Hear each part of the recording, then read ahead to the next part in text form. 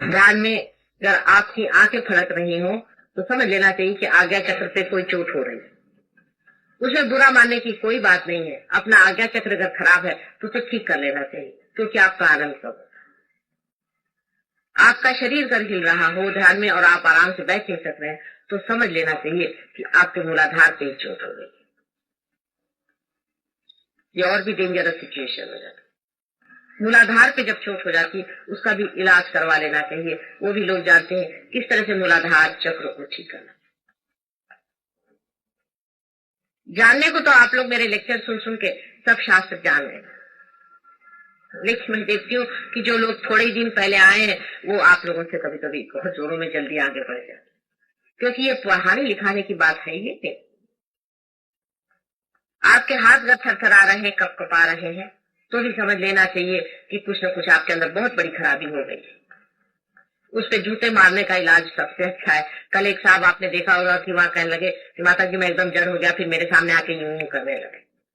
उनसे मैंने पूछा तुम्हारे गुरु कौन है, तो कहने लगे कि भागवत साहब है पूना में। तो मैंने कहा वो क्या करते हैं, कहने लगे उन्होंने एक स्पिरिचुअल वो बनाया हुआ है, साई स्पिरिचुअल सेंटर, और वो उन्होंने मुझे दीक्षा। मैंने कहा दीक्षा क्या दी, ये हिलने की दीक्षा दी। कहने मैंने 16 साल में बीमारियां उठाई, मेरी नौकरी चली गई, ये हो गया वो। मैंने कहा तुम्हारे अक्ल नहीं है, अगर तुम्हारे गुरु है तो तुमको ये सब होना नहीं चाहिए। कितने रुपए दे, अभी तक 5-6 हजार रुपए दे चुका हूँ सेंटर। मैंने कहा अच्छा 5-6 हजार रुपए दे करके सारी बीमारियां तुमने अच्छे से मोल ले ली। फिर उसको भूत को, उसके जो भागवत साहब थे उनको जूते मारे, और वही जो दूसरा उनका सेंटर था उसको भी जूते मारे, तब उनका हाथ ठहरा और ठीक।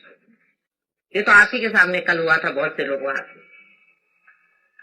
उनसे साफ साफ बात कर लेनी चाहिए कि आपके कोई ना कोई गुरु है, आपके अंदर कोई ना कोई बाधा है, आपके अंदर कोई ना कोई बाधा है, उसमें कोई बुरा मानने की बात। लेकिन मैं देखती हूँ कि एक को जरा सी भी बाधा पकड़ती तो दूसरा बाधे वाला बराबर उसके साथ में खड़ा हो जाता, लाइन से वहां खिंच जाते हैं साथ में, और पता हो जाता है कि सारे बाधे वाले साथ बैठे। असल में ऐसा बैठना नहीं, सबको अलग अलग बैठना चाहिए अधिकतर। जैसे कि कोई ग्रुप बना लेते हैं, बहुत गलत। जैसे कि थाने वाले आए तो थाने वाले साथ बैठ गए, फलाने आए, ऐसा आप अलग अलग बैठिए, बहुत जरूरी। सब इकट्ठे होकर मत बैठिए। दूसरी बात यह है कि जैसे कोई बुढ़े हैं, उम्र में ज्यादा है, बुजुर्ग है, कुछ बीच के हैं, कुछ छोटे हैं। छोटे बच्चों को तो ऐसी कोई विशेष बात है, लेकिन जो बीच के और ये लोग हैं ये सब अलग अलग बैठे। जो बुढ़ा है वो जवान लोगों के साथ बैठे, जो जवान है वो बुढ़ों के साथ बैठे। 4-5 जवान इकट्ठे हो जाए तो भी आफत हो जाएगी, और 4-5 बुढ़े इकट्ठे हो जाए तो भी आफत हो जाएगी। आप देख लीजिए, होता जवानी और बुढ़ापे की जो समझ है दोनों बांटने की चीज, वो भी आप सामूहिक चेतना में बांट सकते हैं।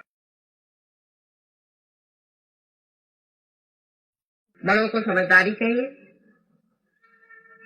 विजडम चाहिए, जरूरी है, बहुत वाइज होना चाहिए, बड़प्पन चाहिए, बड़ा दिन चाहिए, और छोटों को मान्यता चाहिए, बड़ों का मानना चाहिए, और छोटों में एक्टिविटी ज्यादा होनी चाहिए बड़ों से। बड़े आदरणीय हो तो उनका आदर होगा, पर बड़ों को आदरणीय होना चाहिए और छोटों को बड़ा का आदर करना चाहिए।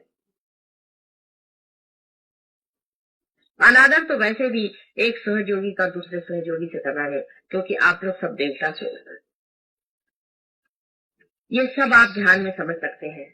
आपकी बातों से, दूसरों के बारे में आंतरिकता से अगर आप सोचे तो आप फौरन समझ लेंगे कि अरे भाई उनका तो ये आज्ञा चक्र पकड़ा है इसीलिए ऐसा हो रहा है, अरे भाई उनका तो हृदय चक्र पकड़ा है इसीलिए ऐसा होता है, इसीलिए स्वर ठीक से नहीं निकल रहे। आपको बुरा नहीं लगेगा, दूसरे को भी बुरा नहीं लगेगा, लेकिन बुरा लगना यही बहुत बड़ी बात है।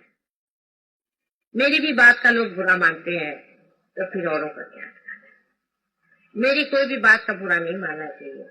मैं आपके बिल्कुल हित के ही लिए सारा काम करती हूँ, ये आप जान लें।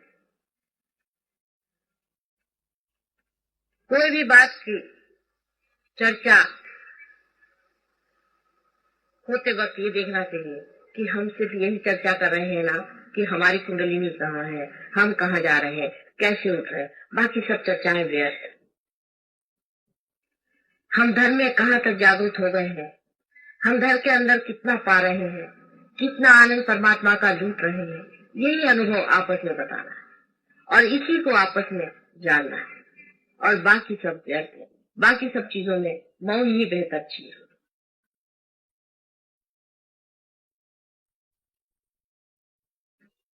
जब इस तरह के सहयोगी हो जाएंगे तो बड़ा अंतर हो जाएगा, बहुत बड़ा अंतर। सहयोग का प्रतिबिंब आपसे फैलने वाला है और जिस पे प्रतिबिंब पड़ता है वो पर एकदम साफ चीज हो और उसकी प्रतिबिंबित होने की शक्ति तो पूरी तरह से जागरूक है, तब कोई भी मुश्किल नहीं रहती। सहयोग और किसी चीज से नहीं फैल सकता और किसी भी चीज से नहीं। आप बड़े बड़े ऑर्गेनाइजेशन कर दीजिए, आप बड़े बड़े मंत्र जागरण कर दीजिए और गाने हो जाए, म्यूजिक हो जाए, इससे नहीं होने वाला। इन सब चीजों से कुछ भी नहीं होने वाला है। मैंने तो इतने कभी भी पार लोग देखे नहीं जितने आज देख ये अहो भाग्य हमारा कैसे मैं देख रही। किसी भी युग में इतने पार लोग मेरे दृष्टि के सामने नहीं रहे, ये परम भाग्य की बात है। लेकिन जैसा कि मैं कहती हूँ कि मॉडर्न टाइम्स है, यहाँ पूरे साधु कोई नहीं। आप ही लोग पहले बहुत बड़े साधु थे और संसार में रमे हुए नहीं थे, जंगलों में रहते थे। आज आपने संसार ले लिया है और संसार में आप रमे हुए, लेकिन अपनी साधुता में उतरते ही क्या मजा आ जाएगा सारा। इस गंगा जमुना में ही एक सरस्वती बहना शुरू होता है। कान में जाते वक्त किसी भी तरह की बाहर की आवाज आपको भूल जाए। अगर कान में भी आप उंगली डालें और सहस्त्रार अगर आपका पूरी तरह से खुला हुआ है, जिसकी पहचान पूरी तरह से आप आंख को बंद कर लें, आप सुन सकते हैं। इसीलिए जो वो लड़के आए थे जो सुनते नहीं थे, उनको थोड़ा थोड़ा सुनाई देने लगे। अगर आपका सहस्त्रार खुल जाए तो लिम्बिक एरिया में डॉक्टर सब लोग जानते हैं कि वहां पे सटल पॉइंट्स होते हैं, सटल सेंटर्स होते हैं। उसको एक्साइट करने से वही काम होता है जो नाक कान मुंह और सब अपने शारीरिक जितने भी ऑर्गन्स हैं उससे होता है। उसी संस्कार को हम जागरूक कर लेते हैं जो सारे शरीर को यहाँ संभाले हुए है और आपको सारी जैसे सुगंध है, हर एक चीज, नाक की कोई जरूरत नहीं आता है, फिर आप श्वास भी यहाँ से ले सके। सारे शरीर के सारा ही शरीर अगर भ्रष्ट हो जाए तो भी आप यहाँ से सब काम कर। लेकिन होता नहीं, शरीर तो आपका खिलते ही जा रहा है, शरीर तो सुंदर होते ही जा रहा है, बीमारियां तो भागी गई है, वो तो सब चीज ठीक हो गई। कोई थोड़ा बहुत हो भी जाते वो ठीक हो जाते।